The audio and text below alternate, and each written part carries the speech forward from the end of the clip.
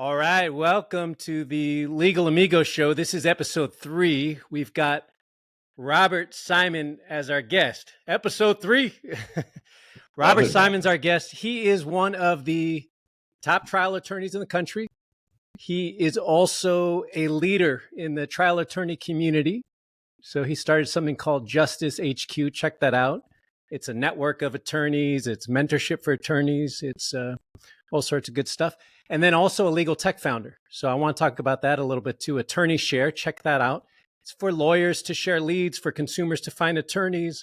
So lots of good stuff. You also are an influencer. You have a podcast. None of these are the reasons I wanted to have you on. All right. The reason I wanted to talk to you is in today's America, in July 2025, most elites I know are putting their heads in the sand. A lot of people are scared. Not a lot of people are speaking out. And I've noticed since the fires, since January, with the LA fires, you were talking about that. You were offering resources, you were helping. But I mean against other things. I've seen you be very outspoken about the ICE raids. That's near and dear to me, to my community. My grandfather was a street vendor. I want to ask you why. Why isn't your head in the sand? Because it's personal, but it's also like the right thing to do. And I think this is what frustrates me so much, man. It's like a lot of people that have an audience, they have the ability to speak up, just don't. And the reason they usually don't is just out of fear that they're going to get, quote unquote, canceled by something, or they are part of a corporate owned entity that doesn't allow them to do those things. They frown on speaking out about anything. And that's what I'm very big about, like having ownership in your, in your life, in your, like for me, a law firm, or, being your own boss, because you only have to answer to you. Right. So, no, I just think it's unfortunate people try to play the political line too much, and I'm afraid to say anything, but like, if it's the right thing to do, you got to do something, especially in today's day and age where I truly believe that micro influencing on social media has much more power than traditional media does these days. I truly, truly believe that. And just by doing good and doing the right thing, it naturally also, helps me with business stuff too. A lot of people reach out because they need legal help, and a lot of things I don't do. I don't do immigration cases. We're going to announce soon that we actually have one of the folks unfortunately died representing the family from one of the ICE raids. So that'll be out in the news soon as well. But like, if I can help, and that's my specialty, we do it. If not, that's why we created the platform Attorney Share, to be able to find the specialist for that consumer as fast as you can. But yeah, dude, that really ticks me off when people just, they don't do anything. You see their head is, I've lost so much respect for some lawyers and law firms because they like laugh and root for this stuff because they think it's good for their pocketbook. I mean, come on. And they also represent the Latino community. So I think that's just total horseshit. It is horseshit. I mean, what do they think is good for their pocketbook? The raids, or just the Republican administration, the tax cuts, or all of the above? Kool-Aid drinkers that think that trickle-down economy, if you cut down my taxes, that I'll be able to do all these things. Yeah. I mean, look, like, why can't you be of the mindset that picking up the middle and working class is better for everyone, including your clients, including you, including your employees? Like, I just don't conceptually think like that. And I just don't think it's right. Like, if,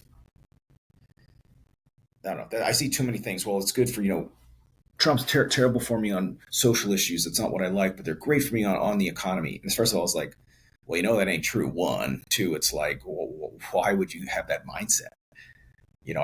I grew up without anything, and I could gladly go back to doing that. Right. So whatever. Yeah, it is like this mindset where we're all separated. And I guess in a way we are more isolated than we've ever been. But yeah, I mean, what are we even doing if we don't care about each other anymore? Like, what are we even doing here?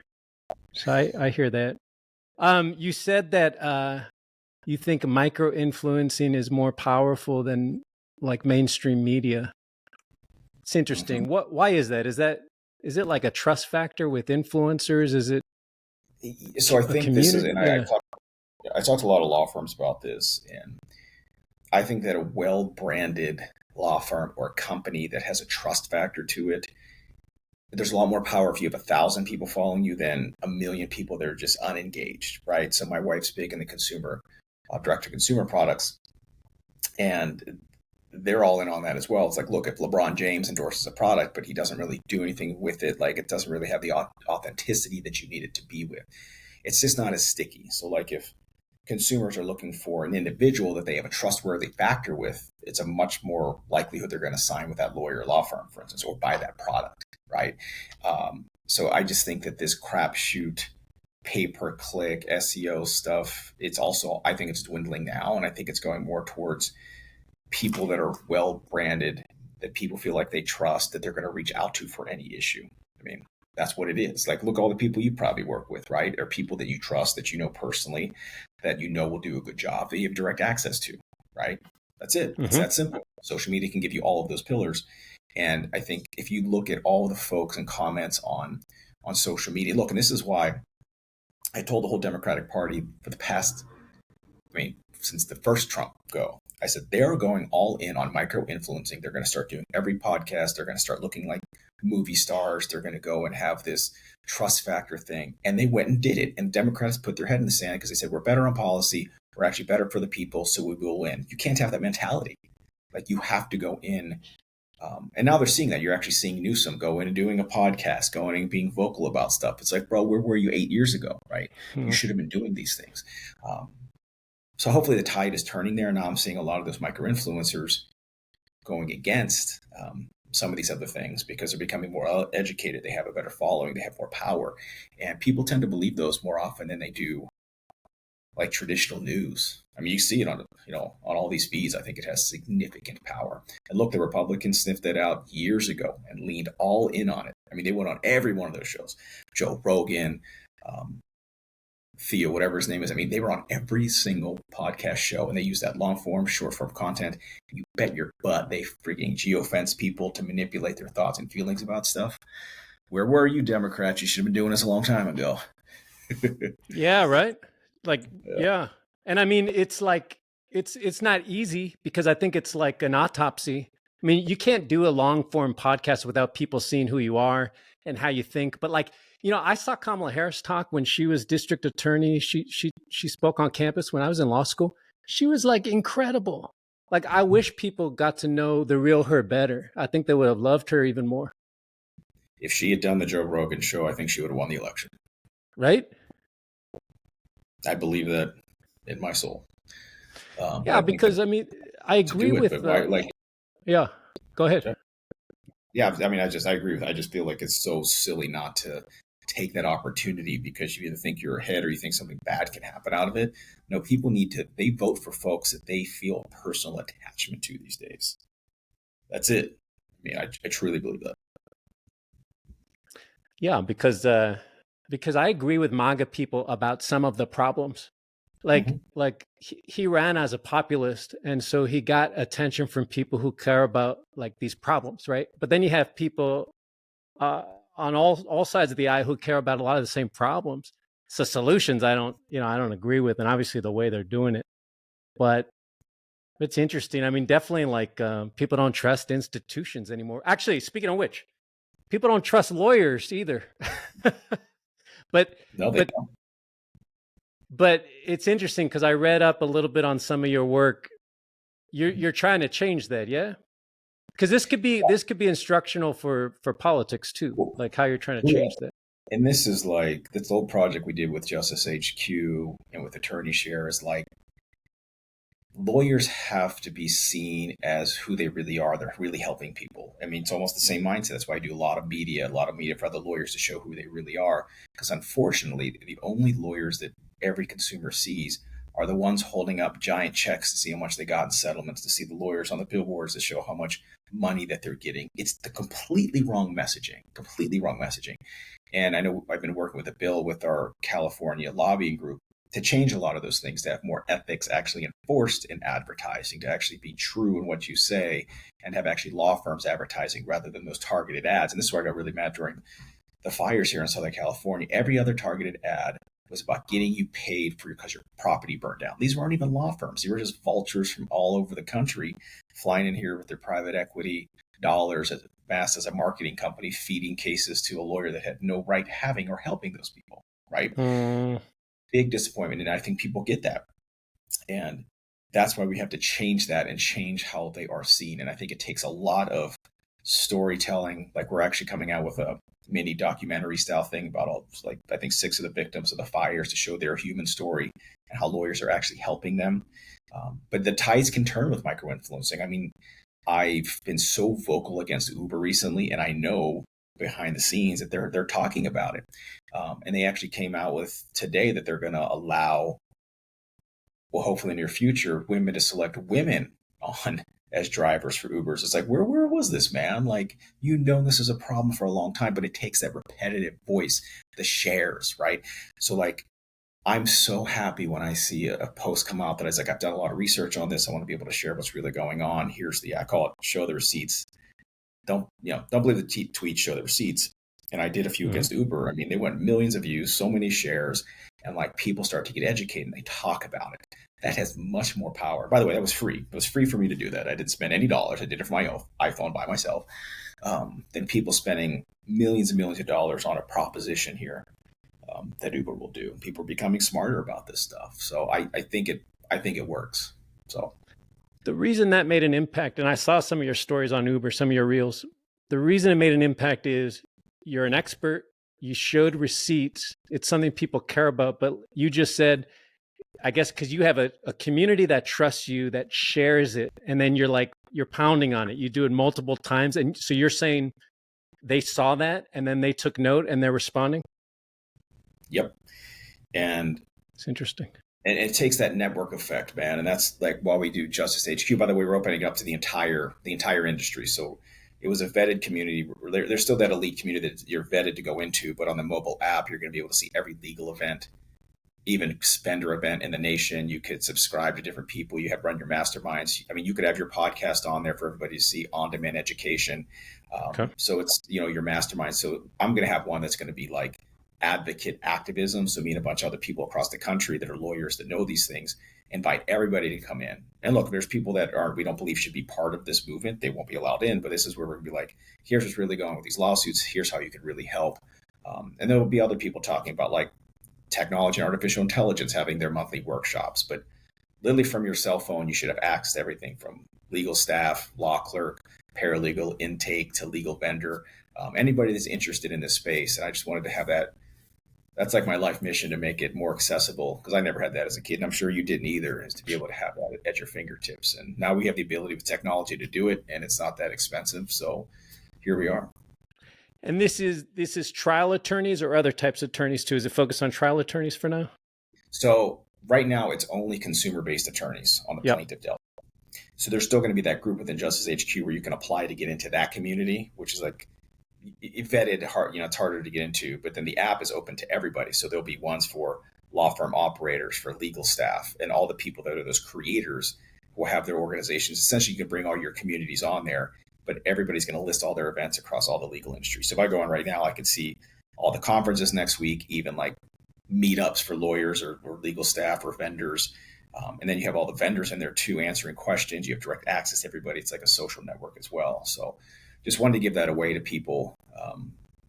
Because again, I believe in, I always thought you should have I always thought that social media should be something just called verified, and you only let in verified people, that you have to show that you're really a real human being, show your identification, and have your face up there and who you really are, so that nobody's out there trolling, nobody's out there saying BS, no one's just trying to like rabble rouse. And that's what this is. Like, you have to show who you really are to be on this app. Sounds pretty simple, right? But it's true. It's true. I'm sure you get all the hate posts too when you post something controversial or whatever. You get all the trolls coming at you. Yeah, I love it. You love it? Yeah. Yeah. Tell me why. Why? I'm learning about it. So the Socratic method, what we learned about law school. I love just asking questions that they either cannot answer or they have to come to the answer that I know they'll eventually get to. And I always sandbag a little bit of information intentionally because I know that they're going to try to prove this point. This is what the talking point walks in. It's like, oh, really? Well, did you see this? Well, then how do you explain that? And there's no answer, right? I mean, it's just like, we're lawyers. We like to win arguments. Even if it's like this, somebody will never meet again. I just think it's funny. It's kind of fun, right? I engage with it in different ways. I've tried different approaches. Sometimes it gets a little too much for me, but like other times it's fun. And I know it helps my algorithm. I'm like, you're just helping my post, man. You're just helping me out. But it's interesting. But that's cool about the app you're talking about. Cause I was looking into attorney share, and it looks like also if you're a consumer and you need to find an attorney, you can hop on there, or is it more like you go through an attorney's intake and then they'll send you to someone, so right? Yeah. the platform's all business to business and law firm to law firm. Now, what we've opened up is essentially the ability for law firms to have their entire staff on there so they can quickly vet the cases in their wheelhouse. But what we open up with, like, I have an app for people, consumers can just download for the justice team. And there's a button on there to call my lawyer. It'll go to my AI voice intake. And if it meets the qualifications for my firm and our wheelhouse, it'll go directly to my firm. We'll pick it up. We'll talk. If not, it'll auto post into attorney share to find the best lawyer for them. And then that lawyer will then engage the consumer, and everything will be tracked. But it gives people the confidence that they'll be able to find a lawyer very, very quickly that's vetted. And, with there's so much data on the platform, you'll be able to find who's actually the best fit for you, a specialist, not just somebody who says they are, holds up like a giant check. But it's across all practice areas nationwide. So we have almost 4,000 lawyers on there. It's been pretty amazing. It's all free. It's free? Okay, cool. Yeah. I like that. And I mean, like you said with the fires, right? Not all attorneys are created equal. And sometimes you get these marketing firms that'll send it to the highest bidder. But I'm thinking about that with the ICE rates too, or you have some unscrupulous attorneys taking advantage of people. Give me 10 grand. I'll help you out when either they know they can't help or maybe they're not the best attorney. So I was talking to some friends about, we got to make sure we send people to good attorneys, ethical attorneys. That's valuable. Yeah. Especially if you're doing it as a co-counsel or like a referral arrangement. I think if anyone calls your office, you're essentially there to be their general counsel. And if you're general counsel for like a company, you find the best specialist for them. That's what your job is, man. Like, that's access to justice. You got to find that for them. Mm-hmm. But you got to make sure you're getting somebody that's good and reputable, especially specialized like these toxic torts, these fire cases. Like, fire litigation is a completely different animal. I happen to I'm friends with the folks that are like on the steering committees of a lot of the fire cases. They have been for a long time. Their heart's in the right place. So that's who I choose to work with on those cases. Like, I'm a storyteller. I'm a trial lawyer. I do a lot of catastrophic injury cases. I've never done fire litigation before, so I partner with the folks that do, and I stay in my lane. And that ends up being, for lawyers out there watching and listening, ends up being better for the client 100% and better for you. Believe it or not, you'll learn more and you'll take less stress on for doing less work, and you'll end up making more by doing it together. And I've done that time and time again over my career. Yeah, it's so important. I mean, most of the inbounds I get through Legal Amigo are people wanting an attorney, it didn't take me long. I mean, what they really want is someone I trust. So they're trusting me, and then they want someone. It's just like you're saying. It's exactly. Obviously they can look someone up. Yeah. But it's like you're their body armor, and I say that all the time. It's like, I'll protect you. I'm going to find the best options. I'll give you like 3 options. Find who you see who you resonate with the most, and I'll stay in the mix to make sure that you're protected, right? And when it's my turn to step in, then I step in. But that's like we did with our AI voice intake. We were showing this today. It's like it speaks every language. And I like to flip it and speak Spanish and watch the AI go directly Spanish, speed it up. But the posts go out in English to the lawyers, the other law firms to get it. But I think you need that because a lot of people just are not native English speakers that need help, that don't know lawyers. They don't know lawyers, right? And I think those are the people that are most vulnerable to be taken advantage of, not just by federal law enforcement, but by lawyers, man. Like, they will take advantage of them because they just don't know. I was going to ask you, why do you think lawyers get a bad rap? Is it a few bad apples spoiling the bunch? Is it structural? Like, why do you think that is? I think it's the bad apples that have a lot of money behind them that just do it to make money. That's their only incentive. That's it. Yep. That's it. It's just greed, man. It's just like ego and greed. Those two things it ruins a lot. That's at the source of a lot of our problems in the world, yeah? Ego and greed. Yep. E- Pretty simple. ego and greed. If everybody, yeah, it would change everything if people were more aware of that. I don't know, if we created a culture where that was less of a thing. You know what's wild is like you travel to other countries, and it's not like that. It's there's not a lot of, it's almost people, there's some, we travel to Spain a lot, for instance. The Spanish are very, it's like if you are wealthy, it's almost like you're an outcast, or if you're flaunting and stuff like that. It's a different mentality, right? They value like time and quality of life. So it's a cultural thing, man. It really is. And people, unless they travel and see it other places, they don't get it. They think, oh, we do things the right way. It's like, well, if you think about what the most valuable thing in life for you, it ain't the money. And the more you worship the money, the less meaningful your life is probably going to be. Right? It's friends, it's family, it's nature, it's all these other health.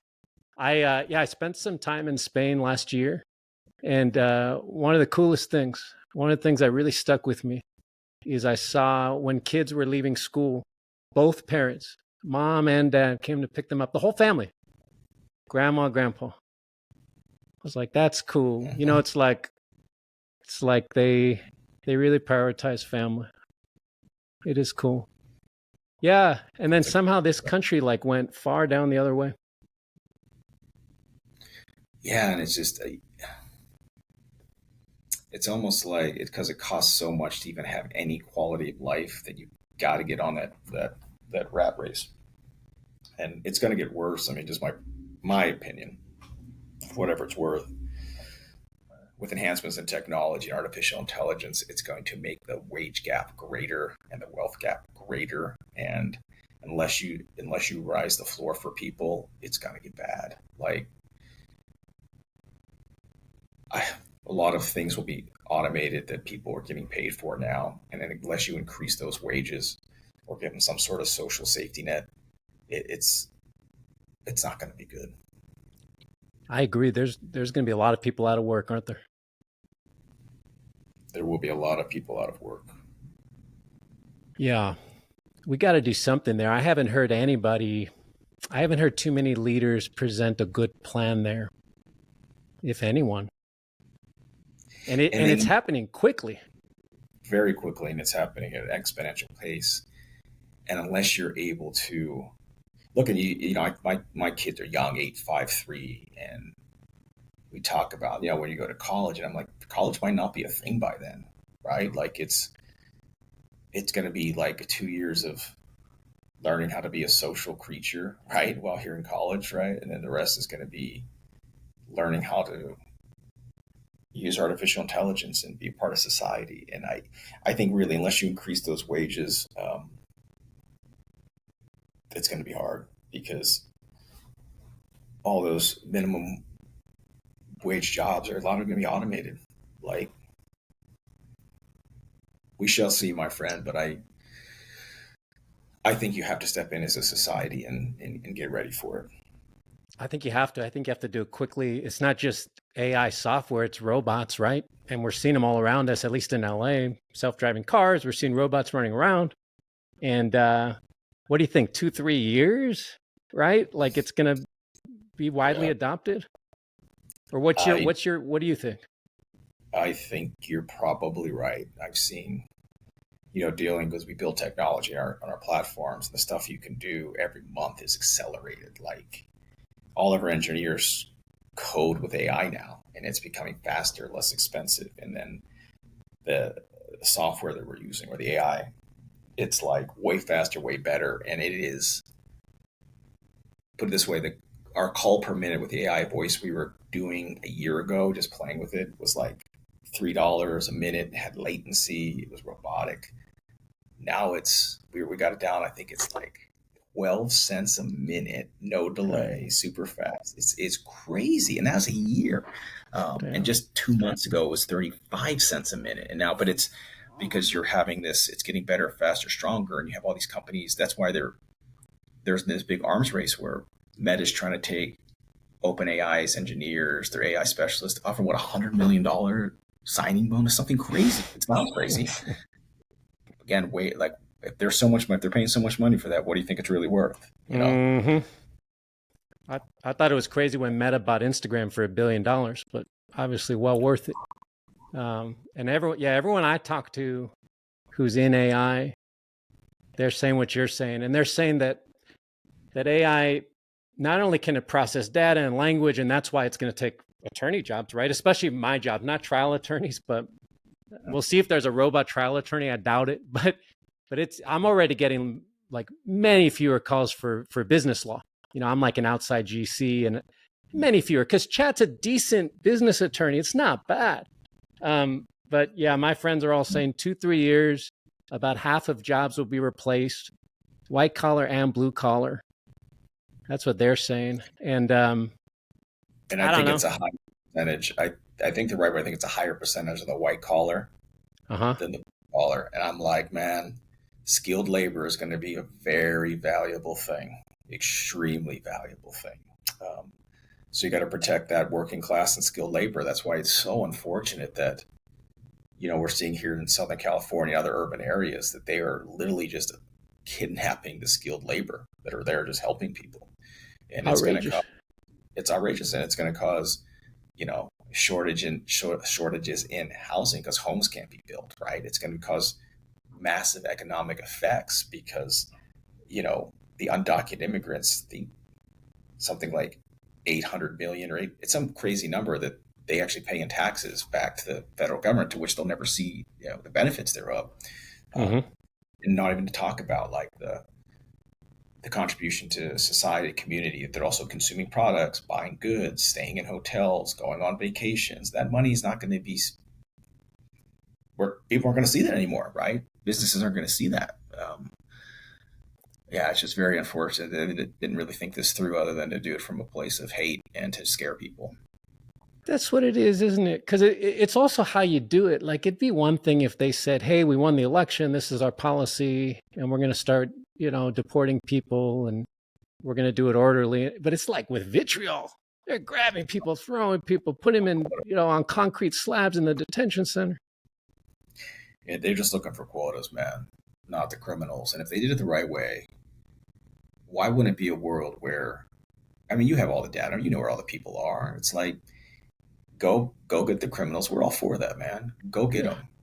Anybody here that has contributed to society, just set standards and say, look, we're going to have this grace period, or wherever you're going to, you know, identify yourself. We're going to, I mean, essentially track you, get all your stuff, you know, fingerprints, you get all the photos, everything we need to do, where you're going to have check-ins. And if you contribute to society, you don't have any crimes over this amount of years, we give you amnesty. Everybody's all for that. Everyone on both sides of the table. So it's like, well, why do we do that? Well, we don't do it because it's not profitable, right? It's not profitable for the people that are running private prisons, that are investing in all of those other detention centers. And it's also one big thing is like, they're literally trying to flip congressional districts. I mean, they're talking about gerrymandering Texas again. People don't realize when you do the census counts every single person there. It doesn't matter your documentation status, and it doesn't matter if you're even in prison. Prisoners count for collecting that congressional district, right? I didn't know that. If you're taking people from the blue cities, urban areas, and they're putting them over in Florida, like, what do you think is going to happen? They start counting them as prisoners in Florida. It's like a plus negative. And that's literally trying to rig the system by doing like the most evil thing you could ever think of. And that's where I think it'd be like, and I've talked to leadership about this, and I was like, you really need to deep dive into that, because that is, I mean, that's like unconstitutional, all caps, to use, you know, executive power to do something like that. That's election manipulation, right? You have to try everything that you can to be able to shut that down, because I guarantee you that those things are talked about. In fact, I posted a few times where these right-wing influencers they were talking about somewhere in Colorado, and they were talking about how many they got that day. And it was like, we're so close to another congressional district flipping red. Legit, like, they're saying these things. And I think one congresswoman was trying to move up the census count. Because again, the census count is going to happen every 10 years, 2030, right? Except 2030. So they want to move up the census count because guess what? If they do those changes and they could change congressional districts, they flip 2 or 3 seats, man. It's a big deal. Dang. So you Yeah. think the motivation is just straight up self-interested, strategic power grab? Power, yep. Strategic power grab, making money off the private prison, staying in power, and also fear. I mean, people do things out of straight fear. So if you can control society, look, a lot of people's First Amendment rights are suppressed because they feel like if I look, I know somebody that has a green card that's an extremely powerful worldwide person, like well known. And we were talking today, and he was like, he's like, he's been very vocal about things going on in the world. He's like, is my visa is coming up for renewal 2026? Am I in jeopardy? And I was like, if you asked me that question a year ago, I said, look, heck no, that's crazy. Today, I'd be like, yeah, probably is. Because they flat out come and said, if you're vocal against XYZ, that they're not going to renew your visa. And it's not legal, but they're going to try to do it. Now, this person is, super wealthy, extremely powerful, and they don't know what to do. Damn. Now, that's what fear can do, is suppress that. So it's a tool of control, and the ice raids are like the tip of the spear to, and it really does impact everyone else. I mean, I was talking to a close friend a few days ago, and he just said, yeah, I'm putting my head down because I'm scared. And part of me wanted to shake him. Part of me wanted to be like, you can't be scared. You're an elite. You have power. You got to speak up. But part of me understood. Yeah, it just depends. And not everybody has the position to do those things, because if you do have an immigration potential issue, if you do have someone in your household who may, or somebody that's close to you, like, that's a dangerous game. And it's not, I don't know if I would be in a position to do that. Right. That's true. For everybody out there, that if you are an American citizen, like born and raised here, if you have a position to speak up and say something, I don't think you should have a problem. That's fair. Say that now we're on 2022, but or 2025. We'll see what happens, though.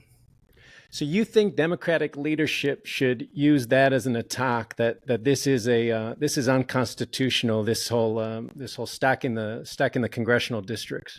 That'd be a good line of attack for them. Yep, I would go that way. And of course, the 14th Amendment, essentially going after people solely for their race, the unlegal Fourth Amendment search and seizure stuff, that's all in play. And we've seen that with the local filings here in the Central District of LA, is they've won on those issues. And I didn't even check, because I think it's next week. There's a hearing, July 28th or 29th, 2025, where the government was told to put up or shut up on it. If you're not really doing these things and you have warrants and you're not going after people just because they're brown, then show us. Because right now they have not been able to do that, because we know what they're doing, right? Yeah. So yeah, and that's where you gotta show us what's up. And that's why you got to keep filing these lawsuits, to keep challenging them on every single angle that you can, but not only challenging, but being loud about it and getting out it, like, give that information to these micro influencers to show them what's really going on, right? Let them get it out there in front of people as well. I don't trust giving it to like any type of media right now, because you never know why it's going to be shut down for whatever other reason. But people that have no allegiance to anybody, the independent media, man, it has significant power these days, significant power. So I like that idea of a band of micro influencers aligned by issue. I've been thinking a lot about this, like it's like, it seems like we're in uncharted territory. I mean, there's some history for like deportations, but in terms of, you got deportations and things like that, plus you got somebody trying to grab all the power, like that's a little different. So it seems like we need a new playbook, and this could be one thing. Yeah, man, it's just, yeah. I try not to get too frustrated about all those things, because you can do what you can, right? Yes. If everybody just does one little thing, like you just do one little thing, I would say turn the wheel just a little bit, and everybody pushes the wheel just a little bit, you can move a mountain. Like, I truly believe that. So, and if you can use the Force, if you can telekinesis like any of the Skywalkers did, you could do it. But otherwise, this is the way. I'm with you. No, it's true, right? Like, little things, right? Little things make a big difference. They have ripple effects. Even where you buy, like what do you think about boycotting? Is that an effective tool? Or like where you buy, where you invest money? So it does. If you hit people in their pocketbook, it makes them think differently. But are you doing it? Are you loud? And are you doing it for the right purpose? Like sometimes I think it has a negative net effect if it's too like petty, and I see this, one of my favorite like things to do is I go to the Daily Wire and I just troll all those guys, and it's like I think it's funny. And whenever they like are boycotting something because it's too woke, I just love writing cancel culture and like cap, lowercase cap, lowercase cap, lowercase. But it's like it is. It's like petty. It's like what you if you really want to be cancel culture for anything that's quote unquote woke, then why are you on Facebook? Why are you using like your Apple like phone? Like those things are woke. I mean, everything you could say everything's woke. So you could be against anything, unless it's like a specific product or person that did something so egregious. I'm not a huge fan of it because I just don't think it has the net effect that people wish that it did. But to the adverse, if you are very supportive of something that has a very good social movement, whether it's a movie, whether it's a consumer good, right? If you do something there to show that you're appreciative, that shows up in the metrics. Because if people see like, oh my God, consumers are supportive of this issue so much that they're willing to do X, Y, Z, it'll make them more supportive of that issue. I think it works that way. I remember the year when people were canceling like fucking Bud Light. Like, give me a break. Yeah, that was ridiculous. Didn't last long. Yeah. Whatever. Yeah. No, it's interesting. I try to remind myself to be constructive as much as anything. But the example you gave about Uber, it's a really good example, where it's like somebody with influence, picking a certain issue, have expertise, and they take notice. My question is, why did they take notice? Why do you think? I think so many people saw it, and I know who the money people are, who a lot of those companies in Uber, and I make sure that they see those things. And I've been educating those. It's like, hey, you guys, people that are funding companies like Uber are also betting very much on like consumer advocate legal technology. And it's like, guys, I want you to realize that there's evil being done by one of these, and they're feeding you lies that trial lawyers are taking money out of your pocket, X, Y, Z. It's like, do you realize if you invest more on helping individuals, that you'll end up making more too? And that messaging will come through, but they have to keep seeing it. No one's going to side with a company that's doing these provable, like, bad acts. Like, it's going to happen. And we're doing a lot of, sex trafficking cases against hotels and motels, and it's very bad for them. And they've tried to switch the messaging of all these things you're doing to be anti-sex trafficking. And it's like, yeah, that's because you got caught, right? It's, and people just have to know those things and be vocal about it. But I screenshotted this one because Uber actually commented on one of my posts. And this is about, I don't know if we mentioned that right. I saw the post, but it's about assaults happening in Ubers, right? And for years, people have known about this. Yeah. For years. We have so many cases about this. But now they actually have a multi-district litigation, like a mass tort against them with thousands of people in it. Those are just those ones. There's much, much more individual ones in state courts. But yeah, it's called like delete the app or delete the Uber app. And it has millions of views. But after it took a lot of traction, Uber actually commented on it, like there's their Instagram handle. And it was so like callous or where they worded it. And I heard him a screenshot, and a bunch of other people did, and they DM'd me and they deleted it. And this is the stuff that I like fantasize about, like deposing like the CEO or the social media or the CMO of Uber. And like, what did you mean when you wrote that? You think that was a good idea? Who directed that to be done? Just those types of things, man. Ugh. And is Lyft better?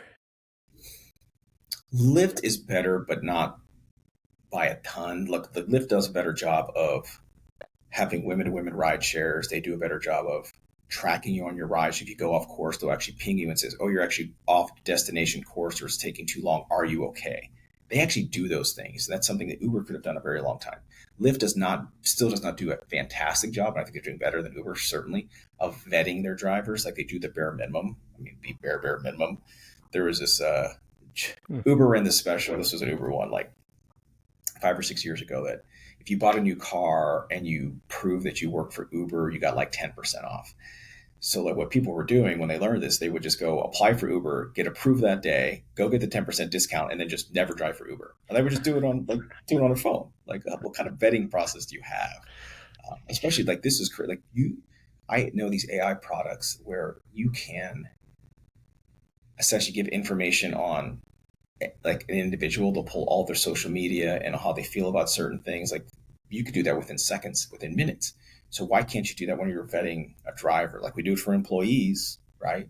But they play the quote unquote independent contractor thing. And this is where I think they miss. You can't go in there and say they're independent contractors if you're controlling every aspect of what they do and taking a huge cut of it. It's not like you're just charging a service fee. You're doing a joint venture every time somebody gets in that ride and controlling every aspect of it. And that's where they get it wrong.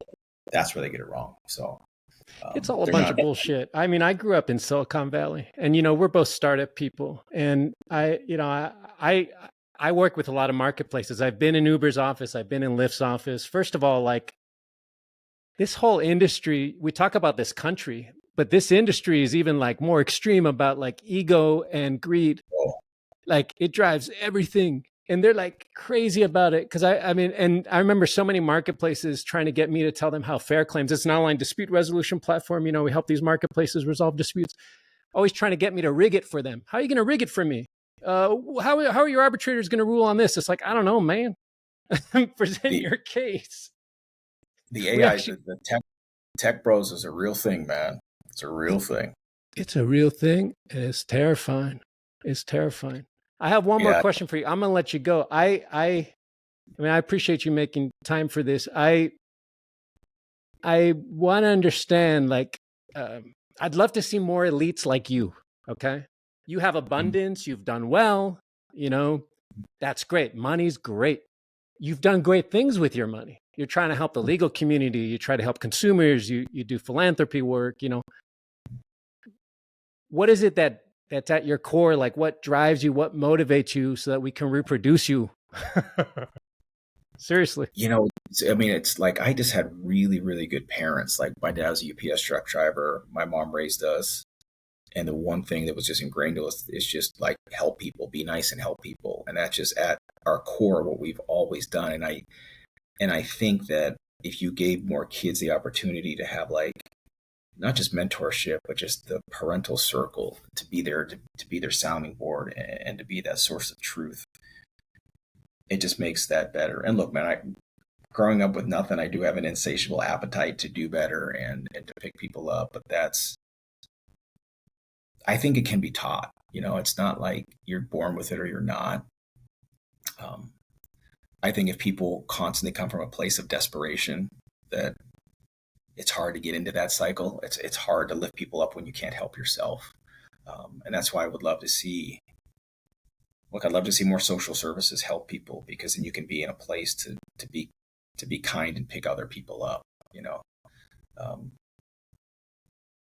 I just find it so wild when people are just so like selfish and don't think that way. I just think it's weird, but I don't put them in my circle, man. Like it's just, they're not going to be part of like the tech bros. Like all of our tech engineers are very diverse. Like we have a lot of women in our company, our tech company, that build technology, right? And it's a completely different feeling because I've seen the tech bro situation and I've seen the toxicity. And then you get on the venture capital wheel and everybody has to run so hard and get desperate. And then it just becomes about numbers. It didn't become about why you were there. That's why like all my companies, we've never taken VC money. We've never taken private equity money. It's just, you do what you think is best. And you don't have to do it because you need to make more money this month. Yeah. So that's right. That's right. Okay. I'm with you. I'll never take VC money again. I'll never do it again. And I'm with you. And I love what you're building. I want to see where it goes. I'm gonna mess around with attorney share. I'm gonna see about a lot of things you can do there to help people. Yeah. Cool. It was nice to meet you. Yeah, really appreciate you sharing your time and thoughts with us. Thank you. All right. Then